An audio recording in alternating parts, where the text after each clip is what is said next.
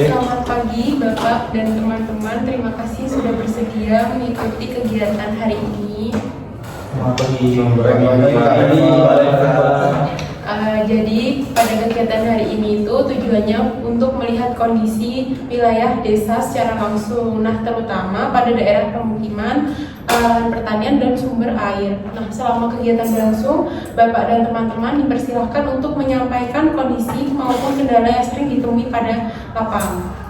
Baik, Ares, warga juga sudah siap untuk berdiskusi pada kali ini. Baik, kalau begitu langsung saja kita mulai pengamatan dari area pemukiman terlebih dahulu ya. Jadi bagaimana kondisi lingkungan di sekitar pemukiman ini? Jadi lingkungannya secara umum cukup baik, tapi saat curah hujan tinggi saluran airnya itu sering tersumbat. Pengelolaan sampah juga masih belum maksimal, jadi kadang ada saluran yang menumpuk di sekitar selokan ya Bu. Berarti permasalahan utama di area pemukiman ini tuh drainase sama pengelolaan sampahnya ya Bapak-Bapak? Ya, secara umum itu cukup baik, cuman saat curah hujannya tinggi itu saluran air sering tersumbat. Baik, informasi tersebut bisa saya jadikan evaluasi sehingga bisa saya catat sebagai salah satu kondisi lingkungan dari desa ini. Untuk sekarang ini kita lanjut saja langsung di area pertanian. Nah, untuk di daerah lingkungan sini tanaman yang paling banyak dibudidayakan di lahan sekitar itu apa aja? Sebagian besar petani itu menanam jagung, terus juga ada tanaman hortikultura juga. Kondisi lahannya cukup miring, jadi tanahnya mudah mengalami erosi. Tapi sejauh ini udah dilakuin upaya untuk konservasinya. Baik, kondisi lereng yang cukup curam itu emang memerlukan upaya konservasi supaya tidak mudah terangkut tanahnya semakin parah ya. Betul, jadi kalau konservasinya itu jadi lebih baik, nah itu kemungkinan juga hasil lahannya itu juga jadi lebih stabil lah pokoknya. Oke, betul, karena kondisi tanahnya juga kan mempengaruhi produktivitas dari lahan itu sendiri ya. Oke, selanjutnya kita ke sumber air. Jadi bagaimana kondisi sumber air di wilayah ini? Jadi debit air di desa ini sebenarnya itu mulai menurun saat musim kemarau. Vegetasi di sekitar sumber air juga berkurang karena pembukaan lahan. Oke, berarti kondisi vegetasi di sekitar sumber airnya itu perlu diperhatikan ya supaya ketersediaan airnya itu terjaga. Iya, benar Mbak Eva, karena sumber air ini dipakai warga dan untuk pertanian juga. Betul, jadi beraliran lah, aliran pompa. Baik, jadi satu upaya yang diperlukan utama itu sebenarnya menjaga dari vegetasi penutupnya itu sendiri ya, buat di sekitar sumber airnya. Oke, yang selanjutnya berdasarkan hasil pengamatan hari ini, itu ada beberapa kondisi yang ditemukan, yaitu permasalahan dari drainasenya, lingkungan, kemudian erosi, kemudian penurunan debit dari sumber air. Jadi menurut saya itu konservasi tanah itu memang perlu lebih diperhatikan. Iya, itu supaya apa? Supaya masyarakat juga perlu ya berkolaborasi lah untuk membenahi segala permasalahan yang ada. Betul sekali. Oke, berarti keterlibatan dari masyarakat ini juga sangat penting ya dalam menjaga kondisi dari lingkungan dan juga lahan pertaniannya itu. Betul, sangat Betul. Jadi kalau ada kerjasama yang baik, jadi perbaikan lingkungan itu juga akan lebih mudah dilakukan. Yes. Oke, setuju.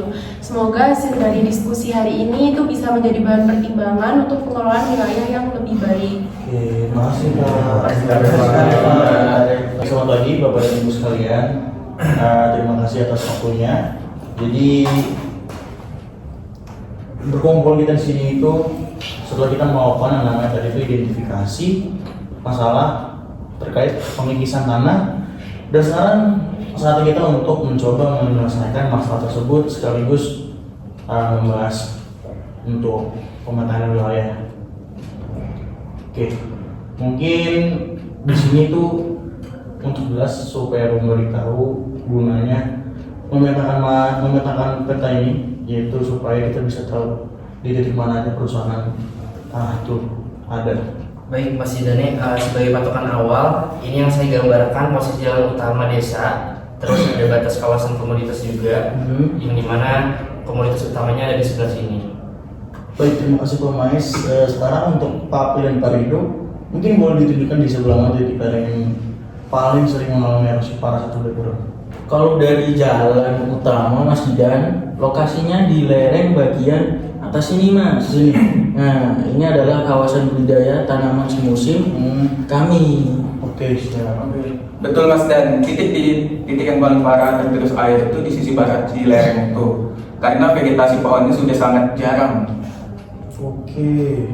Saya setuju Mas Zidan, setiap hujan lebat, aliran air lumpur dari lereng barat itu pasti turun dan menyumbat saluran irigasi di bawah saya. Betul Mas, kalau tidak ditangani lama-lama jalurnya itu bisa longsor dan memutus akses ke ladang. Oke. Wah, sangat antusias sekali pembahasannya. Baik, terima kasih ya Pak Nevin, Pak Tara, dan tambahan juga tadi dari Pak Rido. Baik, terima kasih Pak Nevin, Pak Rido, Pak Tara, dan juga Pak Mais atas keantusiasannya membahas permasalahan ini bersama. Saya selalu fasilitator di sini, di desa ini. Baik, mungkin pada sekretaris saya, Marifa, apakah sudah tercatat semuanya? Sudah Mas Zidan, untuk koordinat titik erosi dan juga dampak di lereng barat sudah dicatat untuk rekomendasi tindakan selanjutnya. Baik, terima kasih Bapak dan Ibu sekalian. Karena titik permasalahan sudah kita sepakati bersama, maka kita akan yang akan datang. Siap. Selamat pagi Bapak-Bapak dan Ibu, terima kasih sudah bersedia meluangkan waktu. Hari ini kita akan melakukan pengamatan lapang dan diskusi tentang 3 masalah besar yang sering kita rasakan, yaitu banjir, curah hujan tinggi, dan lereng curam yang membuat lahan kita kritis. Selamat pagi Mas Atala, warga sangat antusias karena masalah ini sudah lama belum ada solusi. Baik, mari kita mulai pengamatan dari area hulu hingga kemudian ke permukiman bawah. Baik, mungkin karena kondisi hujan mungkin kita langsung melalui WA saja, Bapak. Oke, Oke. kita sekarang berada di area lereng curam. Jadi kondisinya gimana? Jadi kalau dilihat dari visualisasi di sini, lerengnya itu sangat curam dan karena kita menggunakan argis ya, jadi kemiringan ini lebih dari 30 derajat. Dan saya dulu coba menanam di jagung, cuma tanahnya itu mulai terkikis, Pak. Nah, setiap hujan nih Mas, hujannya deras, tanah dari sini turun ke bawah. Warna sungai jadi merah kecoklatan. Oh iya, di sini masih ada pohon besar ya? Sudah berkurang Mas, karena banyak ditebang untuk lahan pertanian dan kayu bakar Mas. Oh, jadi tutupan lahan di sini sangat kurang sehingga menyebabkan erosi berat dan sedimentasi di bawah. Oke. Dulu masih lebat, sekarang udah mulai gundul nih narik-nariknya. Oh baik, saya catat. Oke, selanjutnya. Sekarang kita ke permukiman bawah. Jadi gimana Ibu Eva, bagaimana setiap kali hujan deras? Setiap hujan deras itu setiap hujan lebih dari 3 jam. Nah, air di sungai itu meluap. Rumah saya sering kebanjiran setinggi lutut orang dewasa. Benar, banjir terjadi 3-4 kali dalam setahun. Terakhir bulan lalu itu warga itu diharuskan mengungsi Bapak. Oh, jadi banjirnya ini sudah terjadi sejak dulu. Benar. Betul. Dulu tuh nggak separah ini, 5 tahun yang lalu itu jarang banjir. Nah, sekarang setiap hujan pasti banjir. Oh, jadi ada peningkatan frekuensi. Ini ada hubungannya dengan kondisi di hulu tadi. Ya Mas, lumpur juga numpuk di bagian sungai, jadi kelihatan dangkal. Oke, sekarang kita bahas curah hujan. Dari pengalaman Ibu Bapak, bagaimana pola hujan selama beberapa tahun terakhir? Kalau hujan lebih deras dan tidak menentu. Jadi kalau dulu itu dia merata. Jadi kalau dilihat ya sekarang itu kadang suka hujan itu lebat dalam waktu singkat. Oke, dari skema ini yang saya buat, Bapak Ibu bisa lihat karena bahwa banjir bukan karena hujan saja, tapi karena kondisi lahan di hulu yang tidak mampu menahan air. Oke, siap. Oh, sekarang saya ngerti selama ini. Oh, sekarang saya mengerti. Selama ini kami hanya nyalahin hujan doang, padahal penyebab utamanya itu ada di lahan kami sendiri. Baik, sekarang mari kita cari solusi bersama. Apa yang bisa kita lakukan untuk mengatasi 3 akar masalah tadi? Kalau dari saya mungkin sebagai petani pada lahan ini siap sih untuk membuat suatu konservasi mekanis seperti yang Bapak ajarkan tadi sebelumnya berupa terasering dan pemroteas. Kalau saya jujur tertarik belajar lorak atau lubang penahan air di lahan pertanian. Kalau warga bawah ya Pak, itu siap aja ngikuti normalisasi sungai secara gotong royong asalkan di hulunya juga dilakukan penghijauan. Saya usul deh. Saya usul deh dibentuknya kelompok konservasi desa yang anggotanya petani, pemuda, sama perangkat-perangkat desa yang ada di sekitar sini. Oke, siap. Baik, pemerintah desa akan mendukung dengan anggaran dan bantuan bibit pohon untuk desa Makmur Jaya ini. Bapak. Oke, baik. Terima kasih semuanya yang sudah berpartisipasi. Hasil ini membuktikan nanti solusinya bisa kita terapkan untuk desa ini. Oke, siap. Terima kasih, Mas. Baik, selamat siang Bapak dan Ibu sekalian. Terima kasih sudah hadir pada diskusi hari ini. Pada kegiatan kali ini kita akan melakukan pemetaan partisipatif untuk mengetahui lokasi lahan pertanian yang mengalami erosi dan mencari solusi untuk konservasi yang tepat bersama-sama. Bagaimana Mas? Oke, mungkin sekarang itu supaya mempercepat waktu kita pembahasan mungkin lebih dipoinkan saja. Jadi sekarang ini kita mulai gambar dulu di kondisi wilayah pertanian yang ada di desa ini, dan mungkin bila bisa ditunjukkan bagaimana yang paling sering mengalami kerusakan satu generasi. Kalau menurut saya Mas, bagian lereng sebelah barat paling sering mengalami erosi Mas. Karena vegetasi di sana sudah mulai berkurang sehingga tanah mudah terkikis. Benar Mas, yang apa yang dikatakan Mas Apil. Selain itu tanahnya terkikis, aliran lumpur di atas juga sering menutup lahan irigasi. Oke, siap. Oke, jadi masalahnya itu terdapat erosi yang cukup parah. Jadi ada solusi konservasi apa yang Bapak Ibu rekomendasikan? Mungkin ini Mas, bisa dilakukan penanaman pohon atau rumput di area lereng supaya tanahnya itu lebih kuat dan tidak mudah longsor saat hujan Mas. Oke, siap. Baik, jadi seluruh hasil diskusi kita tadi mengenai lokasi erosi dan usulan konservasi sudah saya catat untuk dijadikan rekomendasi tindak lanjutnya. Baik, sekali lagi terima kasih kepada Bapak-Bapak dan Ibu sekalian atas partisipasi seluruh peserta diskusi hari ini. Dari hasil pemetaan partisipatif yang telah kita lakukan, kami ketahui bahwa lereng bagian barat menjadi wilayah paling rawan erosi sehingga diperlukan tindakan konservasi seperti penanaman vegetasi dan pengelolaan lereng yang lebih baik. Sekian Bapak-Bapak dan Ibu. Ya, assalamualaikum Bapak Ibu, makasih udah kumpul hari ini. Kita mau ngobrol soal kondisi lahan pertanian di sini, terutama masalah yang sering terjadi kalau musim hujan.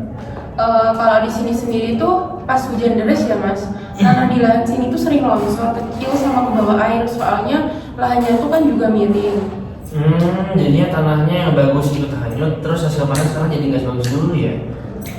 Baik Bapak Ibu, sekarang kita coba lihat bagian lahan mana aja yang sering kena erosi lewat gambar peta. Yang bagian sini Pak paling lebih parah karena tanahnya curam. Oh, berarti yang paling parah tuh yang bagian lereng yang paling ini ya, paling miring lah lerengnya. Jadi kalau hujannya lama tuh airnya bisa langsung turun, langsung ngeros ini Pak. Terus. Kalau menurut Bapak Ibu, kira-kira apa sih yang bisa kita lakukan biar tanahnya nggak gampang ke bawah air? Mungkin ini Mas, bisa dibuat teras ring, terus ada ditanami rumput atau tanaman penutup tanah, terus sama untuk saluran airnya itu dibenerin biar nggak langsung turun deras Mas. Solusinya bagus Mas. Mudah-mudahan lahannya jadi lebih bagus lagi dan nggak gampang rusak. Baik Bapak Ibu, terima kasih masukannya dari diskusi hari ini. Kita jadi tahu masalah di lahan di sini sama solusi yang bisa kita lakukan bareng-bareng. Terima kasih Mas Apil. Baik, selamat siang Bapak Ibu. Terima kasih sudah hadir pada diskusi kami hari ini. Kita akan lakukan pemetaan verifikasi untuk mengetahui lahan erosi lahan pertanian dan mencari solusi konservasi bersama. Menurut saya Mas, lereng bagian barat paling sering mengalami erosi karena vegetasinya mulai berkurang. Oke, benar-benar ini benar deh, karena lumpur dari lereng juga bisa menutup saluran irigasi. Itu yang membuat kami susah.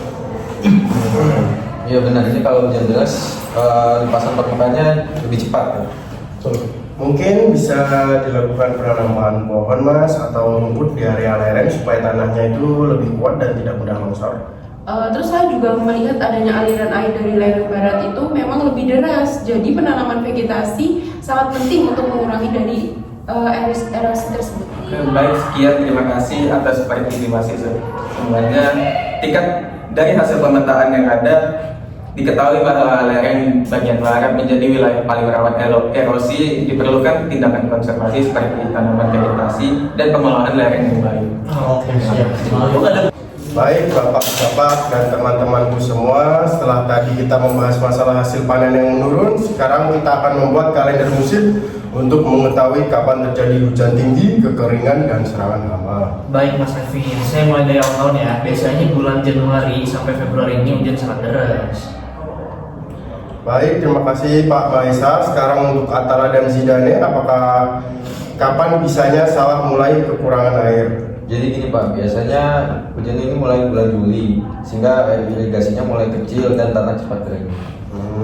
Oh ya, karena kemarau juga, jadi hasil panennya itu kadang suka dibantu Pak. Rugi bisa untung, tapi badan rugi Pak. Oh, begitu Mas Yuda. Bapak gimana kira-kira dari musim tanah ini? Banyak pohon di sekitar sumber air juga sudah ditebang dengan penebangan liar. Berarti hasilnya jadi makin najis penanganannya. Iya. Tidak baik, tidak apa-apa. Nah karena penebangan pohon itu tadi, itu tuh jadi nggak ada tempat untuk menyimpan air. Nah sumur-sumur warga itu juga mengering sesaat kalau pas kemarau itu. Baik, berarti masalah utama terjadi saat kemarau panjang dan perubahan pola hujan itu dampaknya bukan hanya ke pertanian, tapi juga kebutuhan air warga. Kalau kayak gini terus terjadi Pak, kita bisa hasil panen makin menurun Pak. Itu dia. Baik, jadi berdasarkan kalender musim ini kita mengetahui bahwa periode kritis terjadi pada bulan Juli sampai September karena kekurangan air itu dan curah hujan yang tidak stabil. Benar Pak, berarti kita perlu solusi kayak penghijauan, terasering, perbaikan irigasi. Oke, betul sekali. Semua hasil diskusi ini akan menjadi dasar penyusunan solusi konservasi tanah dan air di desa kita, Bapak-Bapak sekalian. Baik, terima kasih.